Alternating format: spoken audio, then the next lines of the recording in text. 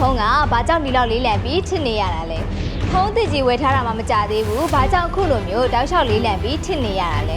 ဖုန်းကုမ္ပဏီတွေကိုပြစ်မတင်ခင်တည့်ရဲ့ဖုန်းထဲမှာလူမသိသူမသိဖုန်းကိုလေးလံအောင်လုပ်နေတဲ့ကြေခန့်၃កောင်ရှိပါတယ်အခုပဲရှာပြီးရှင်းပြကြရအောင်နော်ပထမဆုံးအနေနဲ့ညီမတို့နေတိုင်းသုံးနေတဲ့ Facebook Messenger TikTok တွေထဲမှာ cache လို့ခေါ်တဲ့ယာယီအမိုက် data တွေစုနေလို့ပါဒုတိယအချက်ကတစ်ဖုန်းရဲ့ RAM ကဘာလို့အမြဲပြည့်နေရတာလဲ application တစ်ခုသုံးပြီးတိုင်း background ထဲမှာဒီတိုင်းတန်လန်းကြီးခြံထားခဲ့ပြီလို့ပါ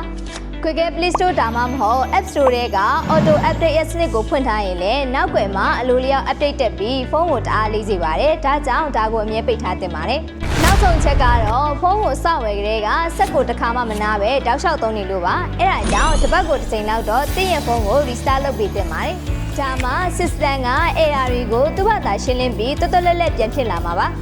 အခုပြပြသွားတဲ့အရာတွေကိုရှာဖွေရှင်းလင်းပြီးသွားရင်တင်းရဲ့ဖုန်းကအရင်ကလောက်လေးလံနေမှာမဟုတ်တော့ပါဘူးနောက်ထပ်သိချင်တာရှိရင်လည်း comment မှာရေးခဲ့ပေးလို့ရပါတယ်နော်ခုလိုမျိုးဖုန်းနဲ့ပတ်သက်တဲ့နီလန်ကောင်းတွေကိုလည်းအမြဲတင်ဆက်ပေးနေမှာဖြစ်လို့ညီမတို့ရဲ့ TikTok page လေးကို follow လုပ်ခဲ့ပေးဖို့မမေ့နဲ့နော်အားလုံးကိုကျေးဇူးများကြီးတင်ပါတယ်ရှင်